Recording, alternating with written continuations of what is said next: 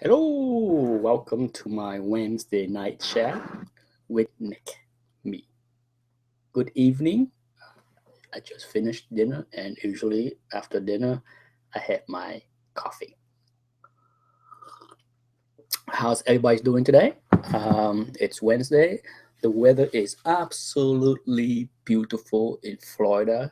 Um, it is mid 70s, sunny.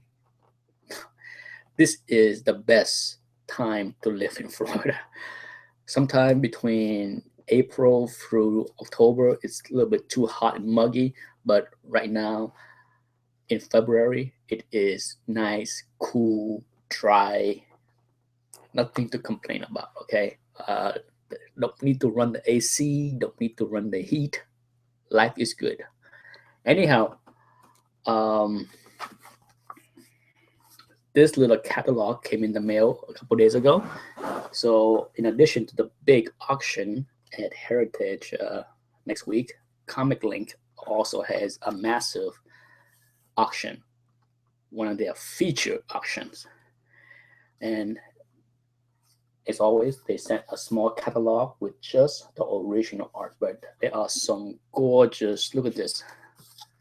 Hopefully, you can come clear. A Batman 30 cover. Wow. There's a lot of good stuff in here. Oh my goodness. Check out this Neil Adams drawing from the Avengers. Oh, gorgeous. If you're a Frank Bruno fan, you have Man Thing. Look at that. Man Thing issue 16. Yeah, Frank Bruno. Gorgeous. Plenty of John Burns art. Even this cool Wolverine and Cyclops exchange. And then some Alpha Flight up here. So one of these days I will figure out how to set up my camera so that when I try to show these things on the screen, it's not so glary. If you are Dave, this is an awesome Dave Cockrum Iron Fist cover right there. Look at that. Oh, good stuff. A lot of wonderful things in here. Even a beautiful splash page by the great Gene Colan. Yeah.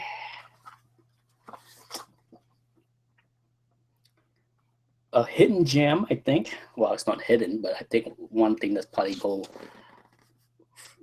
fairly cheap for a Kirby piece. It's this beautiful Captain Victory cover. I can't show it right there. If you want to see this stuff I'm showing, just go to Comic Link. Okay, you can see all of this stuff on Comic Link auction. So you don't need to see me. But look at this Frank Miller Batman. Beautiful. So a doozy. For sure, I will do a auction recap. So next week will be a busy week because I have the next 2 weeks will be a busy week because I had to do the Heritage recap and I had to do the Comic Link recap. So and these are major feature auctions, so you can have there's gonna be a lot of cool things to see. Big books go for big bucks, so for sure that's gonna happen.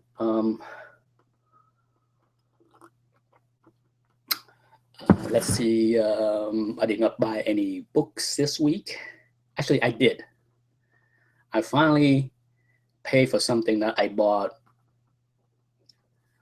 4 or 5 weeks ago. The seller had been busy and has not had a chance to bill me, but he finally sent me a bill and I paid for it. So hopefully, in the next couple of days, that book will come. It's a Silver Age X-Men. I have a slab already, but now that I have a decent mid-grade raw copy, I will be looking to get rid of the slab in the future. I have been in this slow, steady pace of replacing my Silver Age slabs with raw books. Okay, that has been an ongoing process for a few weeks now. Let's change topic to TV. I finally got a chance to watch Legends of Tomorrow. There's 4 episodes. I waited long enough to get 4 episodes to binge watch the 4 episode, and I will give you my thoughts. This will be somewhat of a spoiler, so hopefully, if you don't want to be spoiled of the TV show, skip the next 10 minutes because I might say something that might spoil it for you. So skip the next 10 minutes, then you'll be okay. My initial thought on the show was I like the premise. Okay, I like what the show is about. I like what it's trying to do. I'm not crazy about the team dynamic, the team setup. I understand the different personality in the team that make it interesting for people. I'm sure other people enjoy it. But for me, I like the White Canary. I think she's the best part of that team. I like Firestorm. I think he's excellent.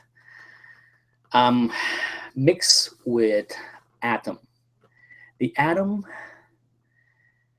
has his flaws, and sometimes I like him, sometimes I don't. I just not sure.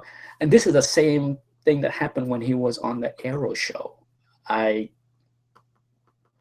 never fully liked him, but I don't dislike him enough that I can't stand him. So I'm not sure if it's because of the actor, the way it was written. So I'm not sure what it is that I don't like about him, but I just know that often seem like every episode there are at least 1 or 2 moments when I didn't like what his character was doing or saying. Okay, so the Hawk Girl, so the Hawk Girl and the Hawk guy, Hawkman, oh, I don't like them. I don't. Hawkman is okay. Hawk Girl, I think the actress is probably the weakest link of the entire show. Mike Smith, you're here. Welcome. But Hawk Girl, the way it was written, the way that the actress is, I think the actress is very weak. And then the Fire and Ice. Hawkman has a really deep voice. Such a small man.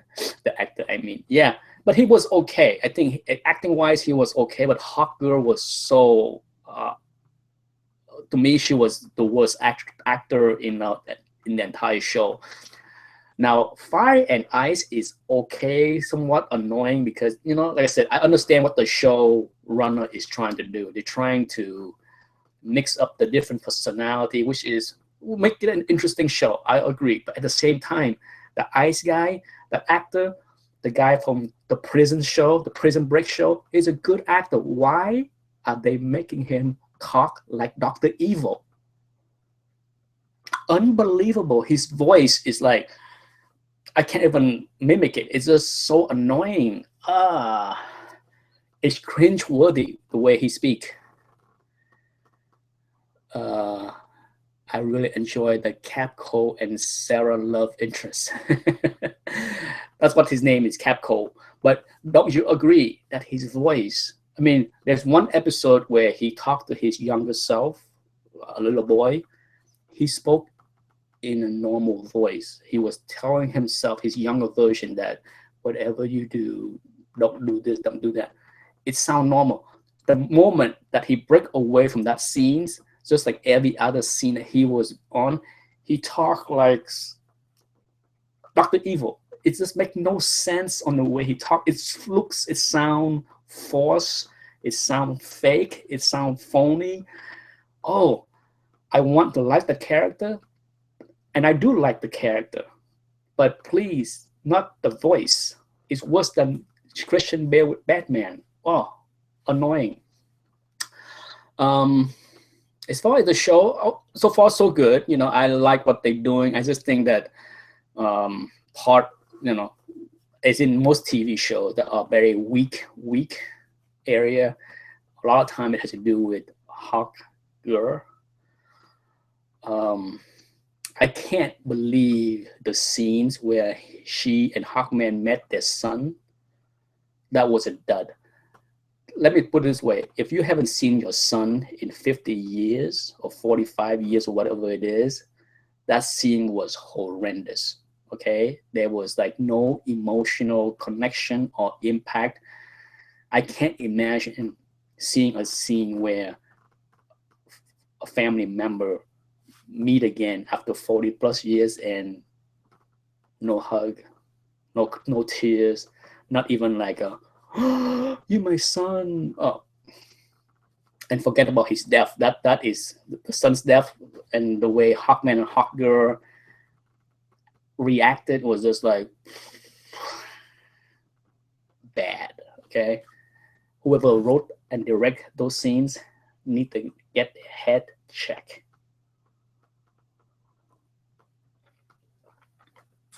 So enough of that. Enough of Legends of Tomorrow. Um, so I like it enough. Certainly, as I already outlined it, there's plenty of flaws, but I like it enough to continue to watch. Okay, so far, it's a pleasant surprise. Uh, you know, let's see what else. The new trailer for Daredevil 2 came out 2 or 3 days ago, or maybe yesterday. Well, I saw it yesterday. I'm not sure when it dropped, but I saw it yesterday. The new trailer for Daredevil season 2. It looked good, you know.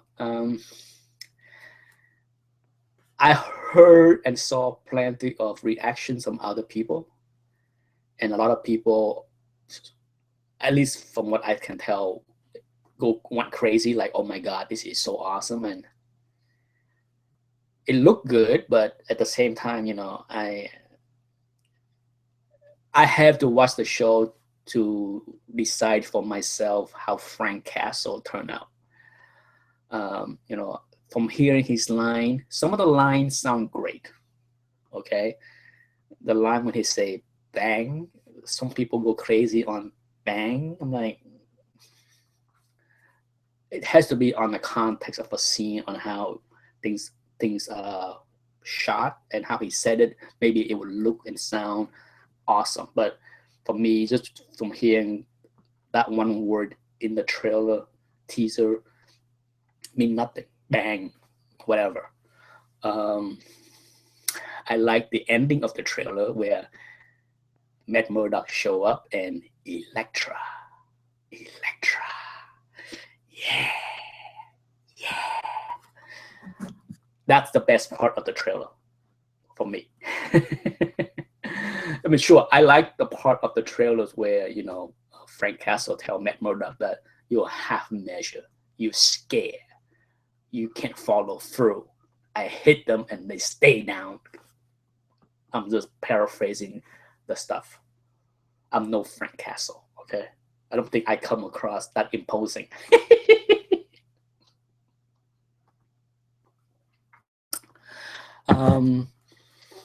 Other than that, I hope other people I think a lot of people in general that went out and saw Deadpool has enjoyed it. I hope Mike Smith, I'm not sure if you've seen it, so I'm not going to spoil it for you.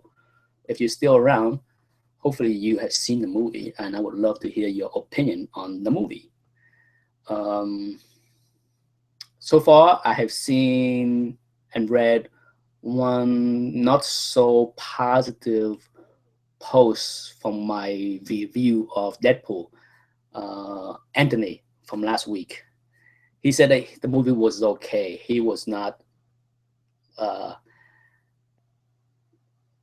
huge fan of the movie as I was. So maybe one of these days when he's on the live chat, that I can pick his brain. I said I am okay with people not liking the movie. or not liking the same thing that I like. Okay, I'm not one of those person where, you know, if someone doesn't like what I like, I take it personal as if something's wrong with me or them. But I always like to hear what other people think, why they don't like something, and it's okay. Like I said, sometimes the reasoning makes sense. Sometimes the reasoning don't make sense. Like when Man of Steel first came out, I liked the movie. Okay, I gave the movie a positive review. Um, I like it, but I wasn't a huge fan either. It was like 2 hours of Family Guy. Yeah, in that it's more of a comedy than a superhero movies. You know, it's you know, I have heard all kind. That's gaucho and twig show, but to each his own. I agree. I have heard a lot of people labeling the movie as romantic comedy. You know, I don't know. Like I said, you know, it's one of those movies where, you know, I walked out. I had fun. Um, you know, I'm not gonna say it's the best movie. I gave it an 8.5 out of 10. That was my rating. You know, and which is a fair. You know, I can see why some people don't like it. But then again, I'm not a Deadpool fan either, so I have no idea, no clue on how close the character is to the comic books, if at all. Not that it matters to me. But back to, you know, movie and differences. You know, I have always enjoyed discussing and debating movie with friends, and here, you know, and then when Man of Steel first came out, and I liked the movie, and a couple of my friends hated the movie, right? Hated it. And so I sat down and, you know, we have a discussion like, what don't you like? And one of the first comment was, I didn't like the non-linear storytelling, jumping back and forth with flashback. And I was like, okay, but if you hate that part, why did you enjoy all the other movies that we talked about in the past that have all that jumping back and forth flashback? So, you know, to me, that's the way my brain works. And which annoys most of my friends because I point out the hypocrisy of their reasoning. You know, it's just it, another friend at the same table said, I don't like it because it's an origin story. But you like Iron Man, the first movie, because trust me, it's just crazy. I did have fun for sure.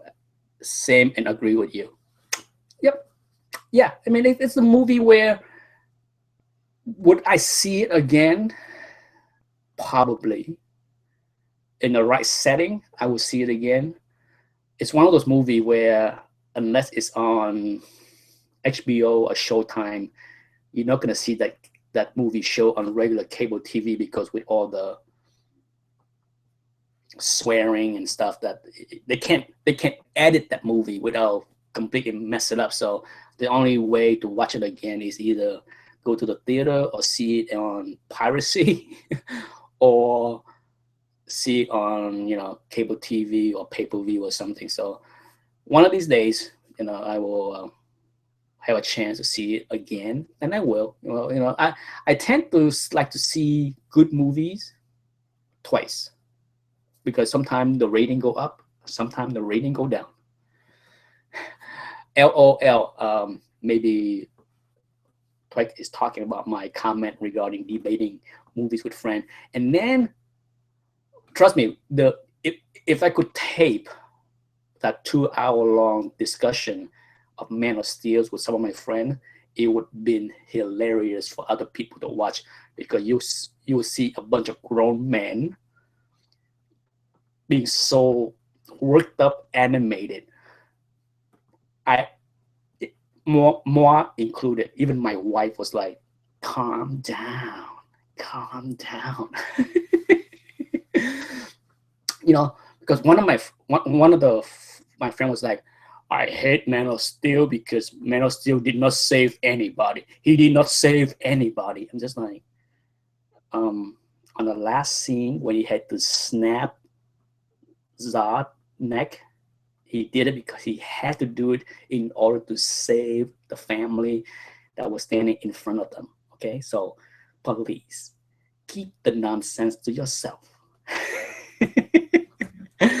Oh, trust me, most of my friends that debate with me with movies can't stand the way I debate because I will point out all the hypocrisies. And most people don't like to hear that. No, I'm right. No, no, no, no, no, no. You like this, you like that.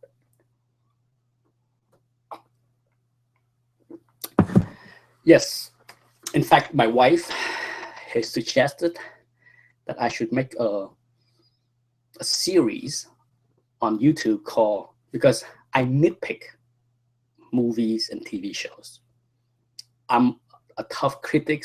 I nitpick at everything.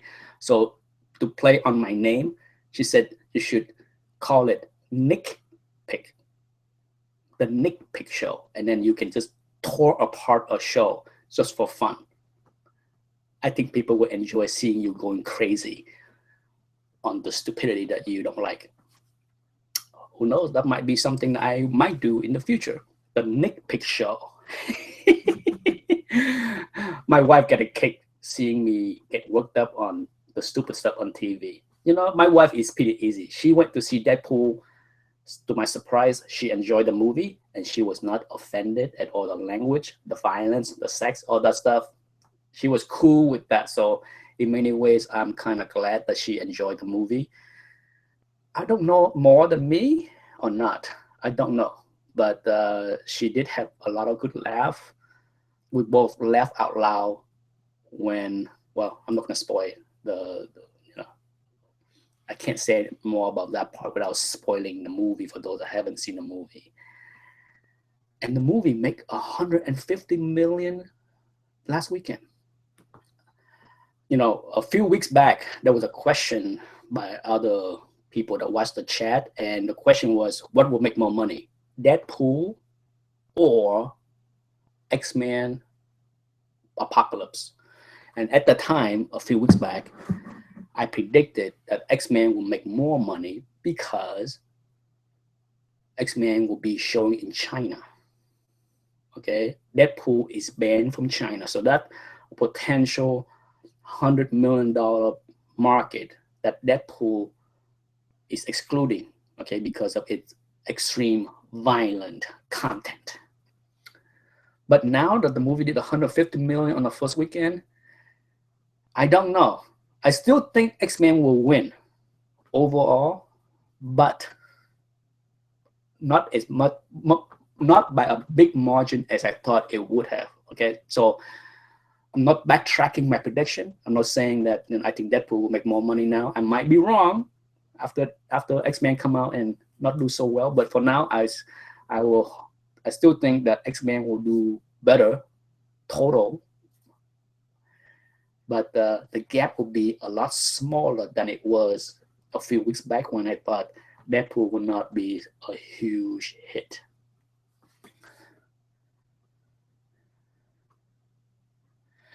Yeah, you know, X-Men, first of all, it's a bigger franchise, right? And it's PG-13. Not that it stopped people from bringing younger kids to Deadpool. I can tell you, everyone that I talk to have told me that when they go see Deadpool, they see a lot of teenagers, 12, 15. So that maybe you're not going to see parents. Even Caesar, the YouTuber that did the review, spoilers review with me for Deadpool, he sat next to a kid that was about 8 years old for Deadpool. Yeah, insane. And I think I wouldn't be surprised if a lot of teenagers below 18 is going to see Deadpool. The word of mouth is so strong, and that's the kind of um, comedy that kids, teenagers like. So I'm seeing a huge market there, regardless if it's an R rating.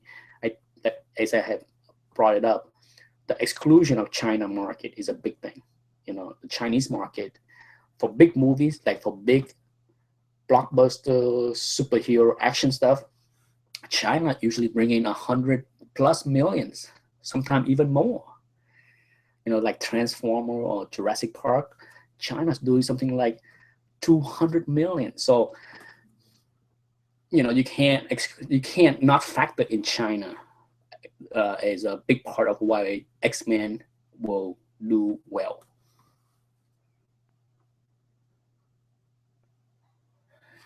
Damn insane. True about kids word of mouth. Yeah, I'm telling you. I When I went there, I would say at least a third of the audience was not 18. A third. That's a, and then I have make it a point to ask every single one of my friends or people I know when they saw the movie that did they notice who was in the audience, and everyone said that they see a lot of young teenagers, kids that should not be 18, should not be in the movie theater, but no one is checking for ID. Nobody. Insane. You know, I remember in the 80s when they were checking ID. I could not go see some movie because I was not 18 years old. So I think sadly, unless the movie is NC-17, I don't think most theater give a damn. It's money.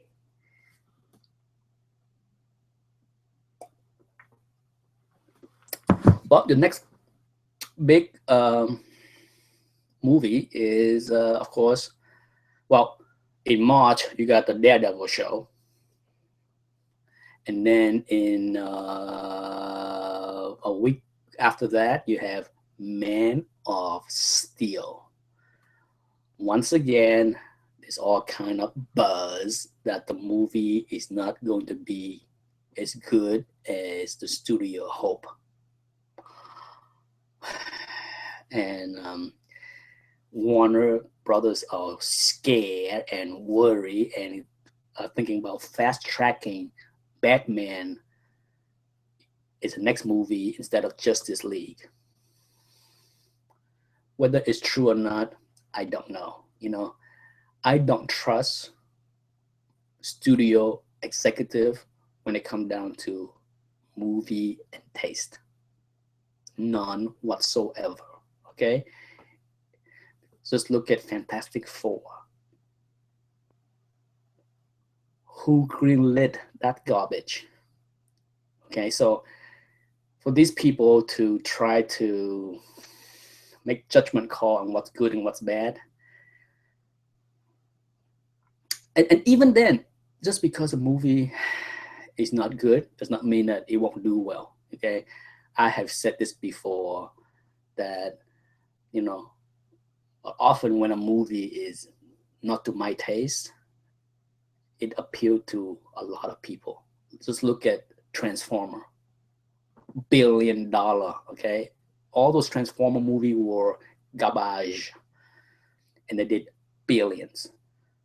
Even the last Jurassic Park movie, I thought that was okay. I would give that Jurassic Park movie a 7.5. Okay, that's my rating, 7.5 out of 10. And the thing did like 1.6 billions. All right, so trust me, it's not about quality of storytelling and acting that bring in the big bucks. So I don't know, if Batman versus Superman has enough explosion and action, maybe that's enough for the Chinese market. After all, the Chinese market spent the most money for a movie like Transformer.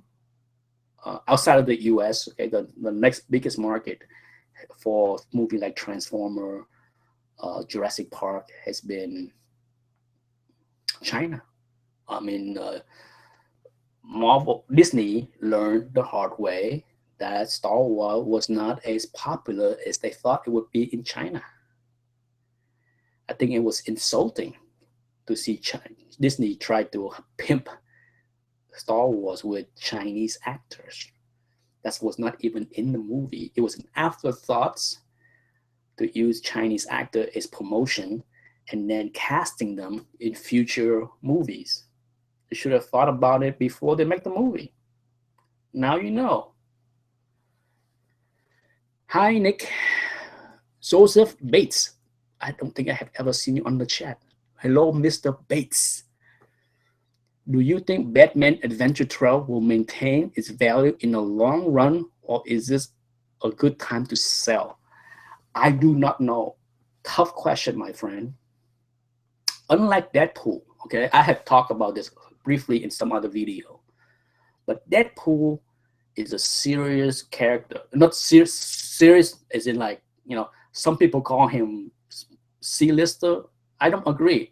Deadpool has been an A-lister as far as comic book is concerned. He's in so many books. He's in more books than Wolverine was at the peak of Wolverine popularity. So I don't see how anyone can call Deadpool a C-lister or even a B-lister as far as comic books to this generation of readers. He's an A-lister as far as I can tell. I could be wrong, but Deadpool can carry a series by himself. He can carry a movie by himself and prove that. Harlequin, on the other hand, is not in the same kind of. Harlequin is a villain, okay? So, and villain is not. Value of books pertaining to villain is never as expensive as heroes, okay? And just you can go back to just about every villain that has appeared on the screen, with the exception of Thanos. Okay, Thanos, the reason why Iron Man 55 is still hot and stay hot and stay high is because his storyline, his arc is not over yet. But as far as the big screen is concerned, you all know what happened to Banes. Okay, from Banes to the Lizard to the Green Goblin. It's the road, the path is littered with villains book that fizzle. Now, is Batman Adventure 12 in the same category? Hard to say. Harlequin is very Harlequin is probably more popular than most villain, from what I can tell. From what I see at conventions, from what I see on books, that Harlequin, although a villain, is all over the place. DC pimps her out as often as they could because there's something about her fanboys. Maybe they haven't seen a Playboy magazine or something because, I don't understand the fascination of sexy Harlequin on the covers. In these days, you can look at a lot of sexy women with the computer. So do you really need to buy a comic book to get the sexy image? I don't get it. Comic book expert, hello from Australia. Are you from Australia? But also, Batman Adventure 12 is also a fairly low print run book, right? I'm guessing, because most books that are printed in most modern books are not printed in hundreds of thousands or millions, unless they are recently with the crazy way the market has worked. But if you're talking about books that was printed in the 5, 10, 15 years ago, the print run are pretty small. So that's something that worked a little bit for Batman Adventures, is that there are not 200,000 copies out there. Maybe 20,000, maybe 50,000. But even then, I think it's top out. If I had to guess, I say that book has top out. But But it's all depend on the success of the Suicide Squad movie. If the Suicide Squad movie is a big hit, okay, let's assume that it will be a smashing hit, and they will make more Suicide Squad movie, then yes, I think Batman Adventure 12 have room to grow. Okay, so my final answer is Batman Adventure 12 still have room to grow if the movie is a big success and more sequels are in the work.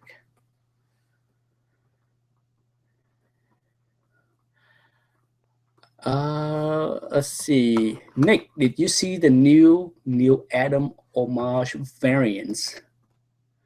I did not. I will have to look it up. What title? Gaucho said that I like the variants, but make me want the originals more.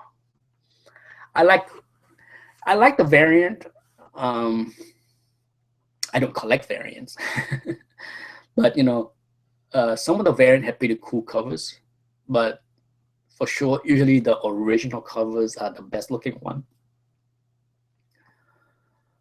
A bunch of different titles. Is it DC? I'm guessing DC, right? Not Marvel. For this new Adams homage. I gotta check it out. Like I said, I have not been to my local comic book store in almost 2 months. It's been a while. It's been since before Christmas. The last time I went there was right after Christmas, actually. So it's been almost 2 months.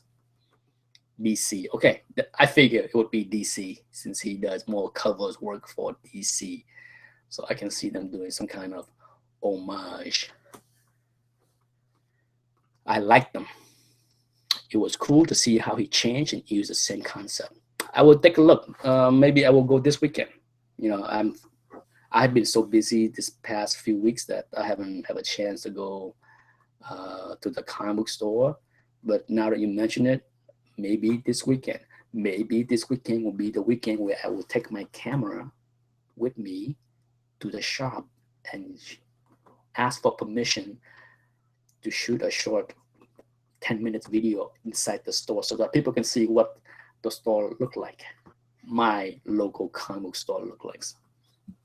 It's always neat to see other people's stores, and I can tell you from the few videos that I watch, like I saw recently, Biggie's in New York did a video.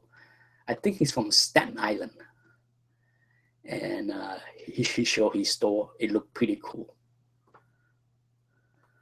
Homage to Batman 227 was the best. Oh, I did see that one. It was an homage to Batman 227, but it was not Batman, right? It was not the image of Batman. It was some other character. I did see that in somebody else's video. But now that you mention it, I definitely need to go to the store this weekend. It make you want Batman 227 more. Ha! Yes. You mean you don't have a copy? The Joker. Yes. Yeah, I saw that. I watched a couple of new comic book hauls video this past few days, and I remember seeing that. I didn't make the connection that this is more than just one. I guess there are a bunch of Neil Adams homage that I had to check out. So definitely I will do that. Let's see what else. So I do have one book coming. I might got another book to cross off my top 10 wanted list. I bought another book a couple last week or 2 weeks ago, but it was restore and I had to return.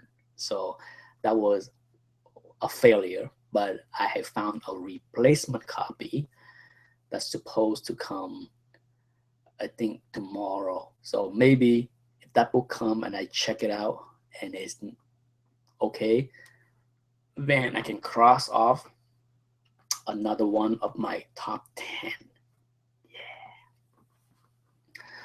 Yeah. I from the look of my list of top 10, I definitely closing in on a few other books. Most of the books that are on my top 10 are not rare. It's about finding the right copy for the right price. So it's just more about me paying attention on eBay. Yes, I still look on eBay once or twice a week for those particular books. When the list of shopping is small, it's fairly efficient to go on eBay and just type in 5 or 6 things, and if nothing new show up, I move on. I used to be able to sit there and browse through hours of eBay listing per day when I was more addicted to comic books. But thank goodness that's out of my system. Now I have a short list, and the search on eBay are often quick and short. Tonight is Wednesday night, so I take that there will be a new Arrow show.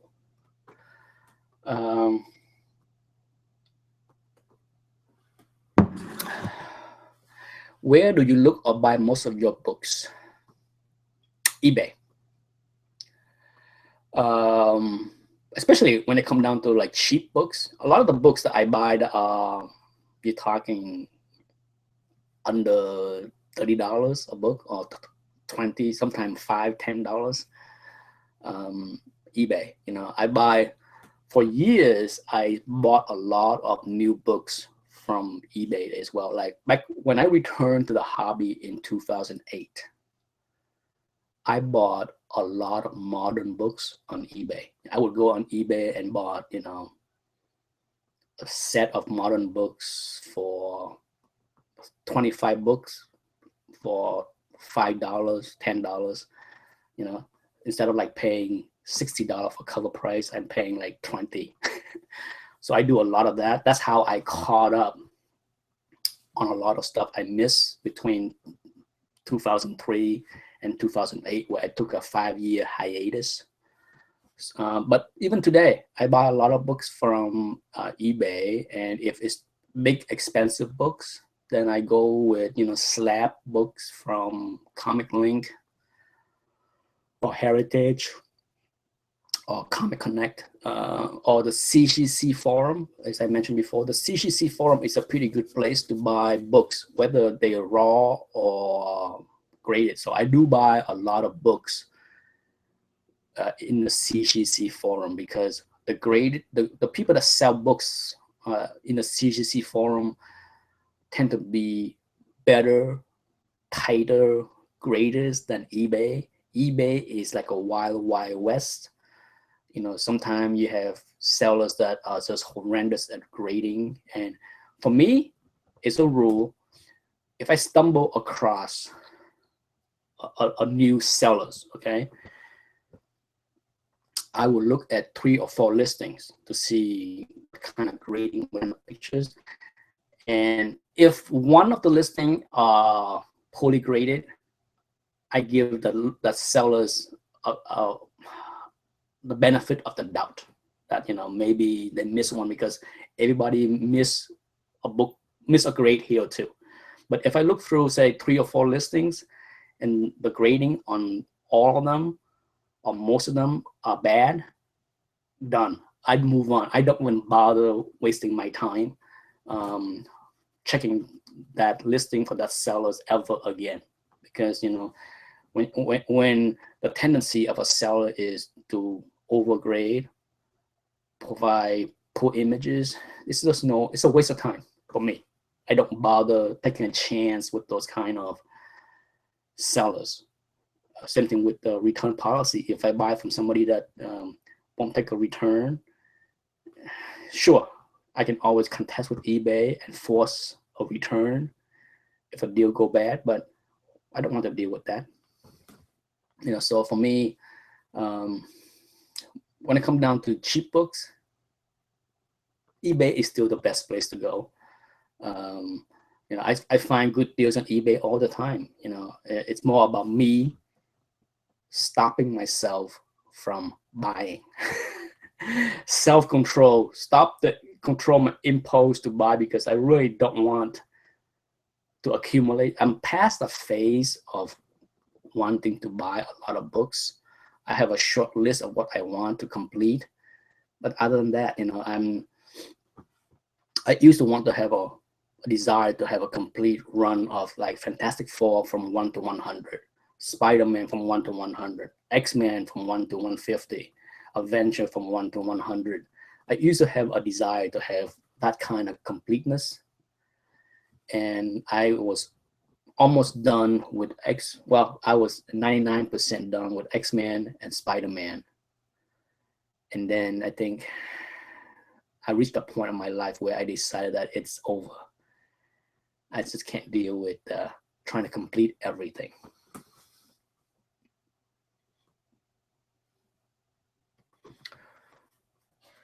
I would check the CGC board. Yeah, I can't recommend enough that some of the best deals that I saw over the many years is on the CGC forum.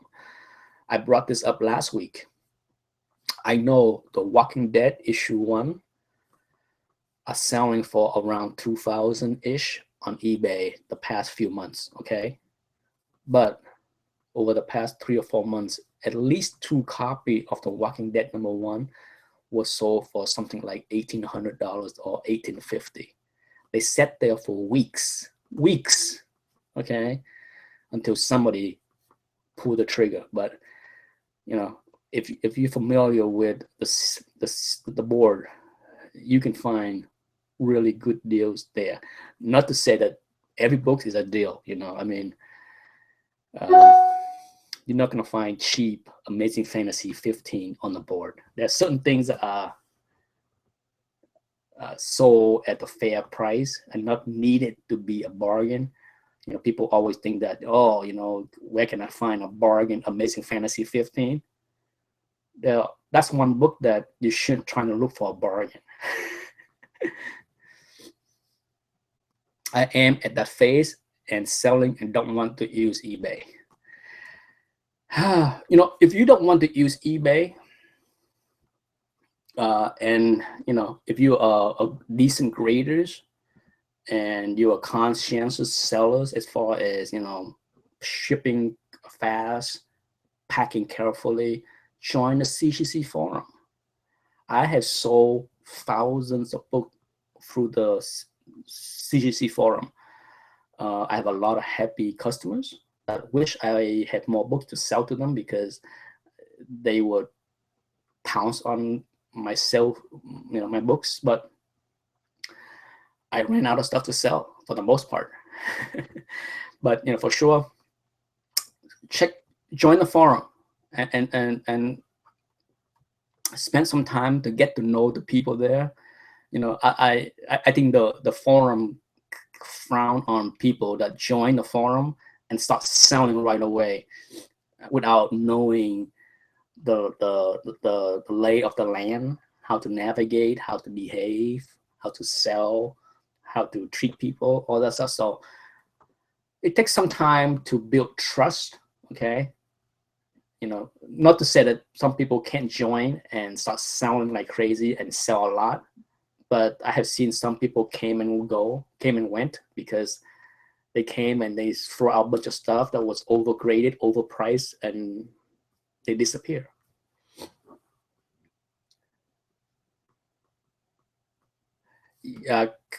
Kyle said, whenever I check out the CGC forum, everything has already been sold because the price are good.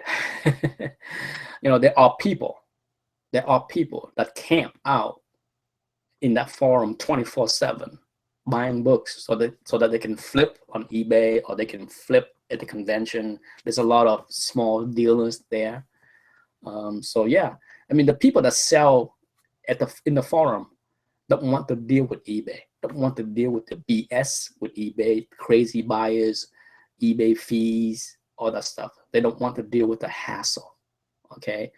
And because of that, the trade-off is, they don't have to pay eBay 10%.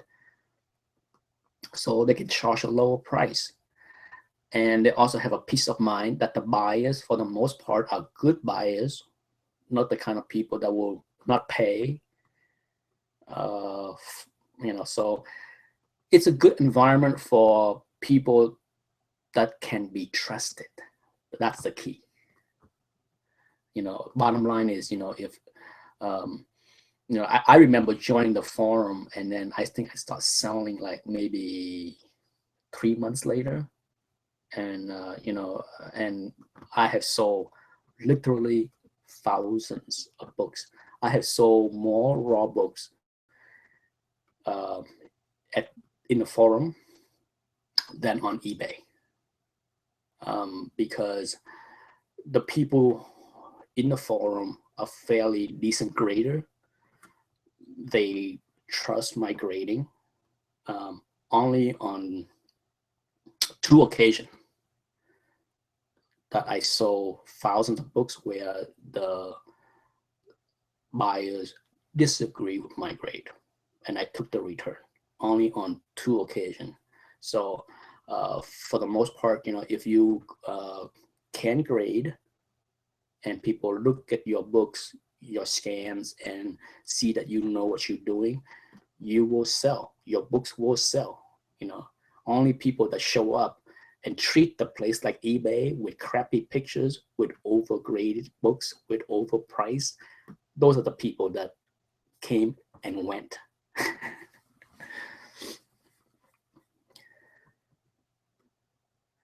Correct. The price are good, but it's hard to find available books unless you sit and watch. Absolutely correct. I used to do that. Back in 2008, 2009, and 2010, I was on that message board constantly. I literally would have a browser open with the marketplace in constant watch, because there are so many good deals that I see on a daily basis. You don't need to go to eBay. There's all kind of good deals in the forum. So, but I have passed through that phase of accumulating and buying a lot of stuff. So now I stop by the forum once a week, and sure, I see a lot of stuff that I would love to buy that are sold so quickly, but that's okay. In many ways, I'm thankful that they're not around for me to buy. The temptation doesn't have to be there. I got to get a scanner then. Yes, I have used an Epson. I think, let's see what my brand is. Yeah, Epson. I have 2 Epson scanners, same model that I used for the past 8 years. I scan thousands of books with them. Good scanner, kind of slower than what I wanted, but I scan thousands of books with great clear pictures. So yes, absolutely, get yourself a scanner, especially on raw books. You just can't. Some people are very good at taking pictures. I mean, I have seen some sellers there that are good at using a camera to take really clear picture. For some reason, whenever I use my camera, the pictures are always fuzzy or not clear enough. I don't know why. We have good camera at home, but scanners easier.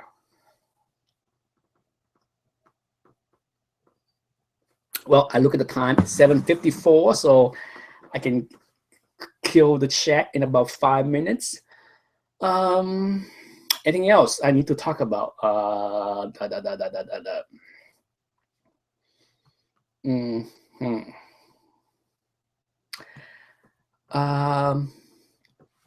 If anybody have any particular book they want me to recap for the auction recap, when I do the Heritage and Comic Link recap, let me know. I usually pick out 20 to 30 listings, to recap for the show, because I don't want to run more than 20-minute videos.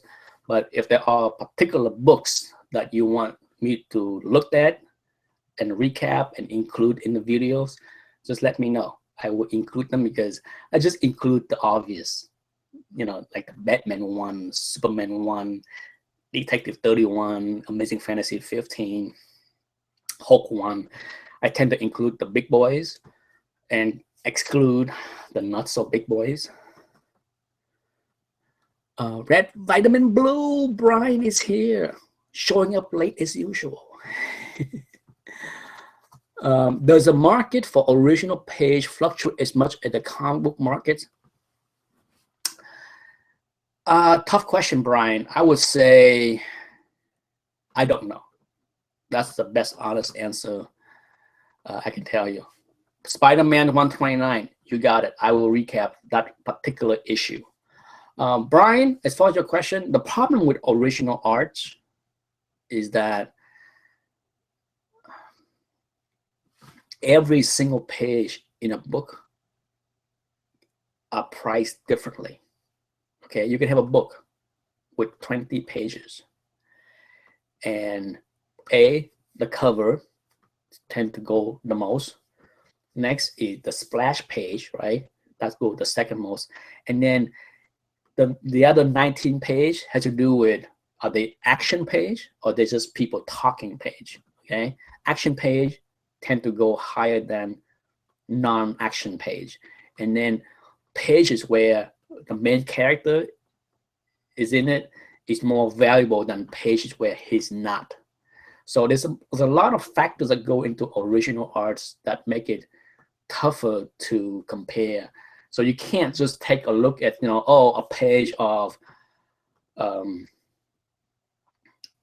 X-Men 6 go for this price, and now a page for X-Men 5 go for this price. You can't even compare it unless it's the same thing. If you look, because even the covers for X-Men 5 and X-Men 6, it's all depend on the perception of the buyers as far as what are better covers, right? So, for me, when I look at original art, it's all about, trying to value it based on the criteria I just mentioned, like cover, splash, action page, the appearances of the main character. Like if I was buying a Captain America book, okay, certainly if it was a non-cover, non-splash, non-action, I want the page to include Captain America. If you saw the video showing my Jack Kirby page, that page was cheap compared to many other Silver Age Kirby page, because even though it's Captain America, it does not have Captain America on the page. So I was able to buy it for a lower price than other Kirby Captain America pages where Captain America is on the page. Vincent, can you review any Fiction House Jungle Books Jumbo Sheena? I have one. I have one Jumbo and one Sheena. Golden Age Fiction House. I think I have it. I used to have it. It's in my collection somewhere in the closet. I have one of each, I believe. So for you, Vincent, I will try to dig it out and see if I can do it, but it's gonna be tough. I don't have many, if any. I know I have at least one of each. But other than that, Brian, if you're still here, Red Vitamin Blue, I look forward to your videos review of Deadpool. I think you said you're gonna do one. I'd like to hear your thoughts on that. I know you enjoyed the movie. I'm surprised that not more video review of the movie in the comic book community. I figure with how popular Deadpool is, you will see review of that movie on just about every channel. But you know, so cool beans, Vincent. I will try. Can't promise, Brian. It will happen soon. Yes. Brian, are you still here? Is there any particular original art you're going for? Have you seen this book? If you watched the first part of my earlier part of this chat, I show a bunch of nice Dave Cockrum, John Byrne, X-Men. For Vincent, sure, I will see if I can include some Jungle Book in my auction recap.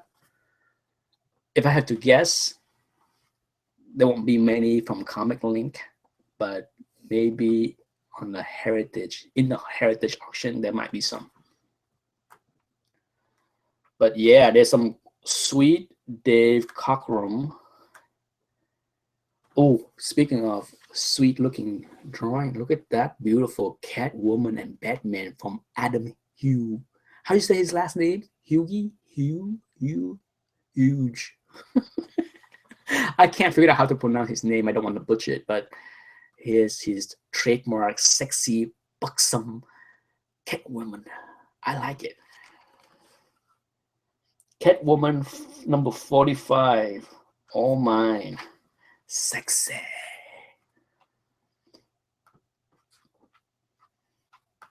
Like I said, it's fun to browse through this, but like I said, if you don't have this book, there's nothing wrong with go to Comic Link website and check out all the scan yourself. It's free. 1973 War Machine. Hello, Nick. When will you do a review on your FF1? I don't know. If I do a review on an FF1, it has to be during I think my original plan was saving that book for my spotlight on Jack Kirby. Eventually, I will do a spotlight, an author spotlight on Jack Kirby. It would likely be at least 3 to 5 video series. So for sure, FF1 would likely be in the second video, because the first video would have to be his work in the Golden Age era. So yes, you will have to wait a long time, my friend. No rush, okay? No rush. And you're not the first person to ask, but I look at YouTube as a long-running part of my life. So there's no reason to show everything yet. You know, I've been on YouTube now for over 3 years, and I have shown literally thousands of books. I think I've shown a lot of books, at least over 1,000 books of my collection I have shown. So, you know, if I was to be here for another 10-15 years, you know, I gotta pace myself better. Otherwise, a year from now, I would have nothing left to show, right? Think about this. I have done 37 first appearance videos, and that's literally like over 100 books right there. I will try to get back to catalog status this year, Vincent. Yes.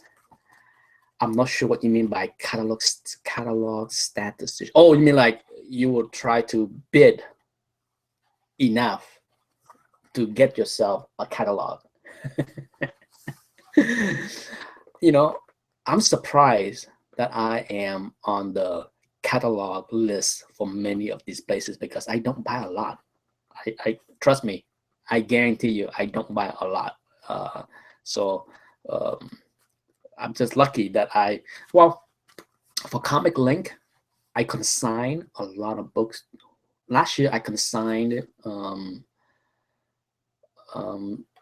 75 or something slabs last year. So I sold a lot. I made them a lot of money last year. Okay. So that's why I'm on the list.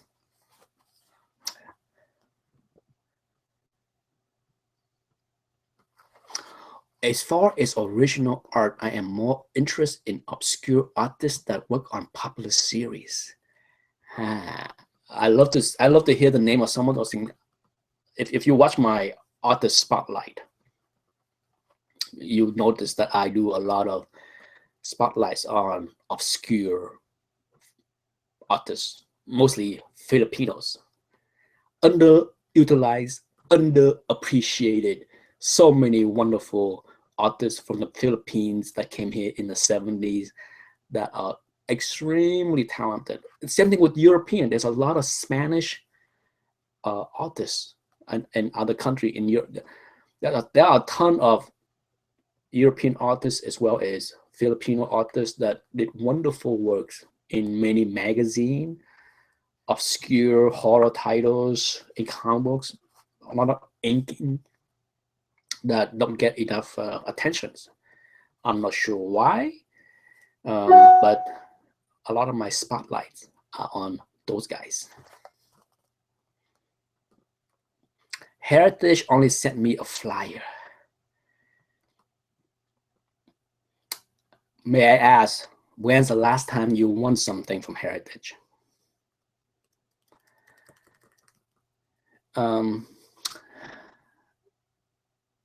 I probably won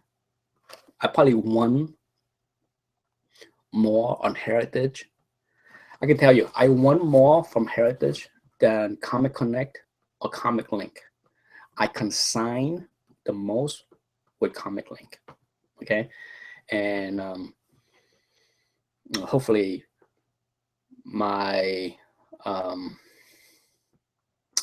series that I started on, comparing and contrasting auction house will outline or give you a hint of why I bid the most and win the most from Heritage and consign the most with Comic Link. Hopefully it will shine in the reasoning.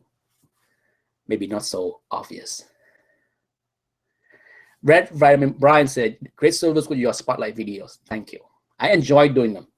They are not as popular or more watched than my other stuff, but I enjoy doing them the most because I think that's the part of the hobby that I enjoy the most. I enjoy the art. There's something about the hobby that are different than any other genre. It's storytelling, it's words, it's dialogues, all that stuff. But unlike books or anything else, they are the imagination of the pictures that are drawn that make things different and better. And so to me, I put art right up there with the importances for me. 2015, I won a Disney original production pencil. Gaucho said I had never won anything. Perhaps that's the reason, my friend. It's not fair that they don't, give the catalog out to everyone, but they try to target people that they think will spend the most money with. That's the reason. Well, anyhow, it's 8:08, and I would like to watch my TV show, which has started to tape. And I like to watch the show maybe 15 or 20 minutes after they start taping, because then I can fast forward the commercial. So by the time the show ends, I'm right there. So I was able to skip 20 minutes of commercial. So anyhow, I think it's time for me to cut the chat off. Thank you everybody for shining in and keep the conversation alive for the past hour. Not easy to do, but much appreciated to be able to communicate with you guys. And as always, Brian, for sure, if you're still here, if you want to appear on the chat, just let me know. I will send you an invite. Okay, and that's it. Time to watch TV. Good night. Bye bye.